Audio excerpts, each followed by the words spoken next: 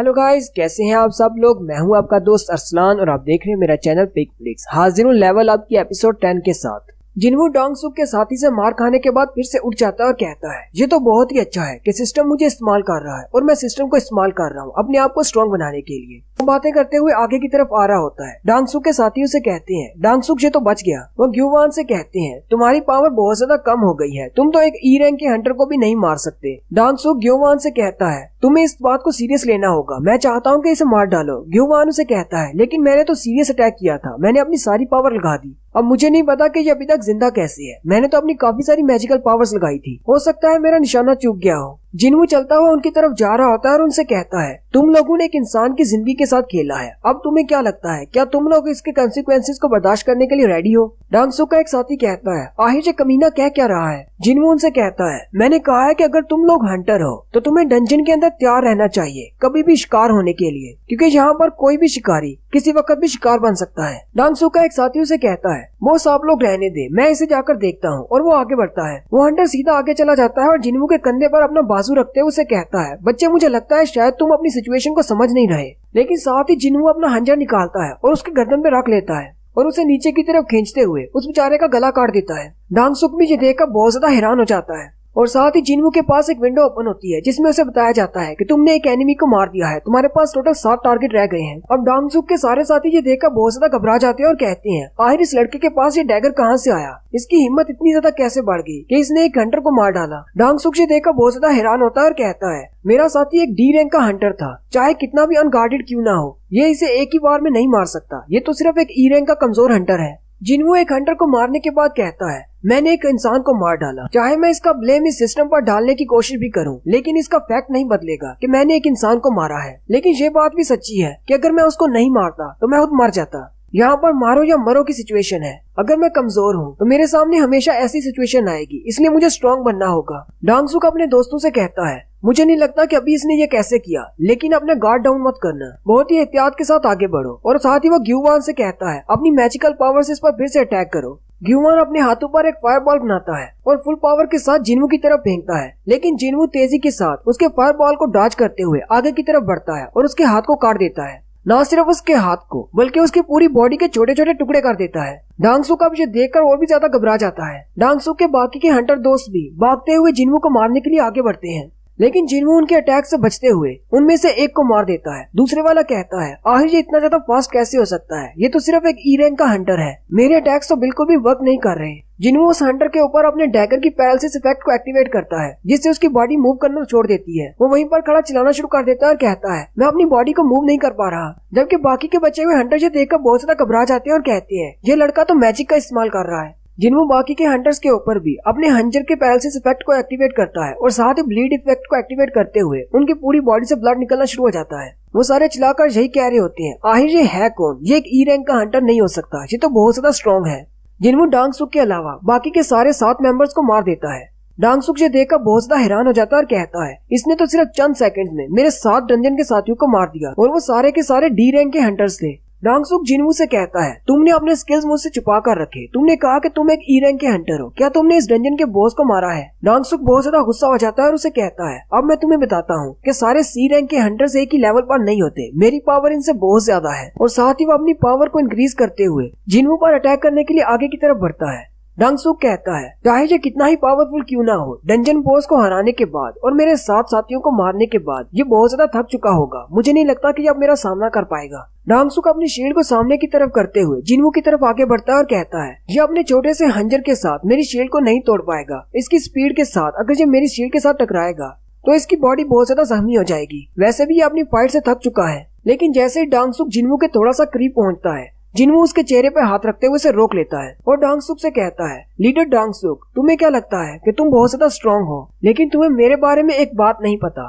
तुम्हारे जैसे मॉन्स्टर्स को मारने के बाद हर बार मेरी पावर लेवल अप हो जाती है। और साथ ही वो उसको चेहरे से पकड़ते हुए जमीन में दंसा देता है। डोंग सुक बहुत ज्यादा हैरान होता है और कहता है अभी अभी यहाँ पर क्या हुआ, मैं तो इसे मारने के लिए आगे बढ़ रहा था, क्या इसने मुझे थप्पड़ मारकर जमीन पे गिरा दिया। डोंग सुक फिर से उठकर बैठ जाता है और कहता है ये एक ई रैंक का हंटर हो ही नहीं सकता, मुझे लगता है शायद ये एक फॉल्स रैंकर है। डांगसुक रोना शुरू कर देता है और उसे कहता है प्लीज मुझे मत मारो, मुझे छोड़ दो, मैं तुम्हें सारा पैसा दे दूंगा। इस डंजन में जितने भी माना क्रिस्टल्स हैं तुम वो सारे रख सकते हो, इसके अलावा हमारे सारे मैजिकल क्रिस्टल भी तुम रख सकते हो, बस मुझे छोड़ दो। जिन्वू डांगसुक से कहता है क्या तुम्हें शर्म नहीं आती, एक ऐसे इंसान से माफी की भीख मांग रहे हो जिसे तुमने 3 बार मारने की कोशिश की। डांगसुक चिल्लाते हुए उसे कहता है तुम्हें क्या लगता है कि तुम मुझे मारकर बच जाओगे।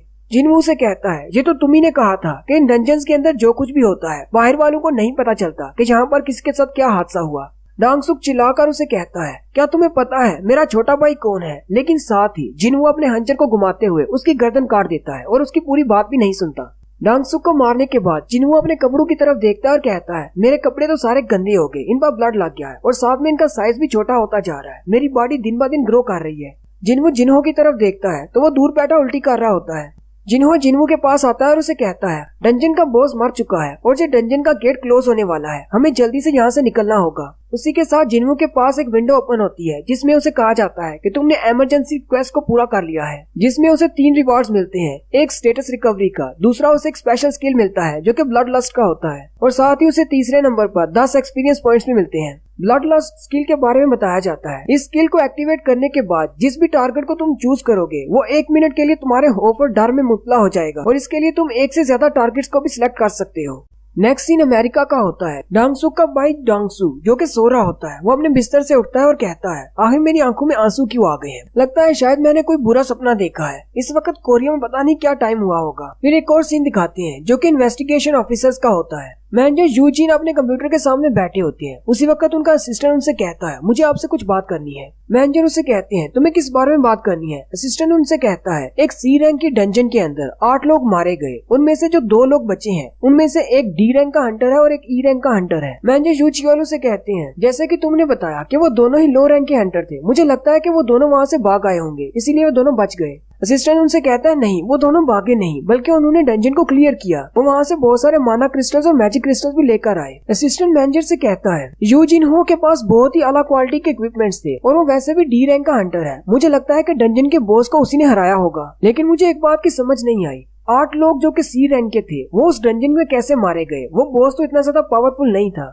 मैनेजर यूजिन उसे कहते हैं चलो अभी आप बस भी करो, मेरा टाइम जाया कर रहे हो, अगर कोई ऐसी बात है जो कि तुम्हें सस्पिशियस लग रही है तो वो बताओ, ऐसा तो नॉर्मल होता रहता है। डंजन के अंदर बहुत सारे हंटर्स मारे जाते हैं और लो रैंक के हंटर्स अपनी जान बचाकर वहाँ से भाग आते हैं और सारा क्रेडिट ले लेते हैं। असिस्टेंट उनसे कहता है जो हैरान करने वाली बात है वो तो मैंने अभी तक आपको बताई नहीं, जो ई रैंक का हंटर वहाँ से बचकर वापस आया है उसका नाम संग जिनवू है, ये वही ई रैंक का हंटर है जिसको उस डंजन से जिंदा बाहर निकाला गया था। मैनेजर उसे कहते हैं तुम्हारा उस पर शक जायज है लेकिन वो एक अवेकनर नहीं है, हमने उसे माना क्रिस्टल के साथ परखा था, उसकी पावर लेवल तो सिर्फ 10 पॉइंट पर थी और हमारा माना क्रिस्टल बहुत ज्यादा परफेक्ट है, वो एक ए रैंक के मॉन्स्टर से हासिल किया गया है और वैसे भी डबल अवेकनिंग हर किसी हंटर को नहीं मिलती, इसलिए तुम्हें उस पर शक करने की जरूरत नहीं, उसकी ज्यादा छानबीन करने की जरूरत नहीं है। असिस्टेंट उनसे कहता है मैं भी ऐसा ही सोच रहा था कि हमें इसके बारे में ज्यादा सोचने की जरूरत नहीं, लेकिन असल मसला ये नहीं है, असल मसला तो ये है कि उस डंजन के अंदर एक हंटर मारा गया जिसका छोटा भाई अमेरिका में है। मैनेजर उसकी बात सुनकर कहते हैं कहीं तुम डांगसू की बात तो नहीं कर रहे जो कि अमेरिका में एक एस रैंक का हंटर है, अगर ऐसी बात है उसका भाई यहाँ पर मारा गया है तो फिर तो हम इस मसले को इग्नोर नहीं कर सकते, हमें इसकी छानबीन करना ही होगी। नेक्स्ट सीन जिन्वू के घर का होता है। जिन्वू अपनी बहन के लिए चिकन विंग्स लेकर आता है, वो ये देखकर बहुत ज्यादा खुश हो जाती है और कहती है क्या कुछ अच्छा हुआ है, तुम मेरे लिए चिकन विंग्स क्यों लेकर आए हो। जिन्वू से कहता है मुझे नहीं पता कुछ अच्छा है या बुरा है। जिन्वू अल्कोहल वाली ड्रिंक पी रहा होता है और कहता है मैं ड्रंक होना चाहता हूँ लेकिन कुछ भी फील नहीं हो रहा, और साथ ही उसके पास एक विंडो ओपन होती है और उसे कहती है कि तुमने कुछ ऐसा सब्सटेंस पी लिया है जो तुम्हारी बॉडी के लिए बहुत ज्यादा हार्मफुल है,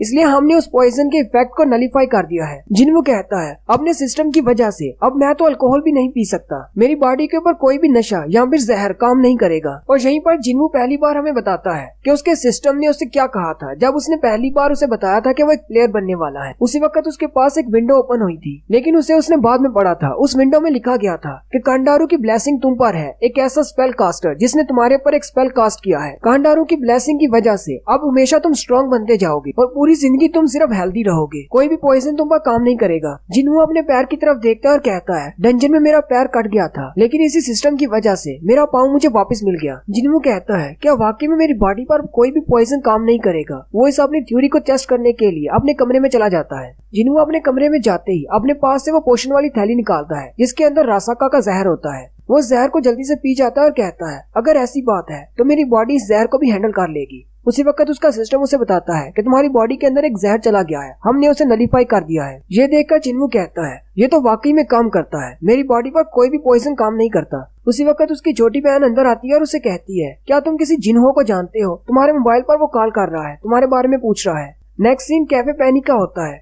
जिन्वू जिन्हो से मिलने के लिए कैफे पेनी पर जाता है। जिन्हो वहाँ पर पहले से मौजूद होता है। वो जिन्वू को देखते ही कहता है सर यहाँ पर आ जाए, मैंने आपके लिए सीट बुक करवाई है। जिन्वू से कहता है तुमने मेरा नंबर कहाँ से ढूंढा। जिन्हो से कहता है गिल्ड में मेरे कुछ कनेक्शंस हैं, इसलिए आपका नंबर आसानी से मिल गया, क्या आप कॉफी पियेंगे। जिन्हो से कहता है नहीं, काम की बात करो, मुझे नहीं लगा था कि हम दोनों दोबारा मिलेंगे। जिन्हो से कहता है मुझे तो आपसे मिलना ही था, आपने मेरी जान बचाई है। जिन्वू से कहता है तुमने अपने सारे माना क्रिस्टल्स और अपने मैजिक कोर क्रिस्टल्स मुझे दे दिए थे, जिनसे मैंने 1 मिलियन और 8,000 कमाए। और दूसरी बात, तुमने बाहर आकर किसी को मेरे बारे में नहीं बताया कि उन 8 लोगों को मैंने मारा था। जिन्वू से कहता है वो सब लोग हमें मारना चाहते थे, अगर हम लोग उन्हें नहीं मारते तो वो हमें मार देते, आपने बिल्कुल ठीक किया। वैसे भी हम लोग हंटर्स हैं, हमारा सामना ऐसी मुश्किल से होता रहता है। साथ ही जिन्वू ये सोच रहा होता है ये लड़का एक फॉल्स रैंकर है, मुझे इसके साथ इन्वॉल्व नहीं होना, क्योंकि ये लोग साइकोपैथ्स होते हैं, ये किसी वक्त भी मुझे मार सकता है, लेकिन मुझे अपने काम के लिए इसके पास आना पड़ा। संग जिन्वू से कहता है तो फिर तुमने मुझे यहाँ पर क्यों बुलवाया है, जल्दी से अपना काम बताओ। जिन्हो से कहता है मैं अपनी एक पर्सनल टैग फोर्स बनाना चाहता हूँ और मैं चाहता हूँ कि आप उसमें शामिल हो जाएं। हम लोग डंजन्स में जाकर रेड्स किया करेंगे। जिन्वू साथ ही उसे मना कर देता है। जिन्हो से कहता है लेकिन मैंने तो अभी अपनी पूरी बात कही ही नहीं। और यहीं पर हमारी एपिसोड 10 का एंड होता है। एक्सप्लेनेशन अच्छी लगी हो तो कमेंट करके जरूर बताएं। चैनल को सब्सक्राइब कर दें, वीडियो को लाइक और शेयर कर दें। शुक्रिया।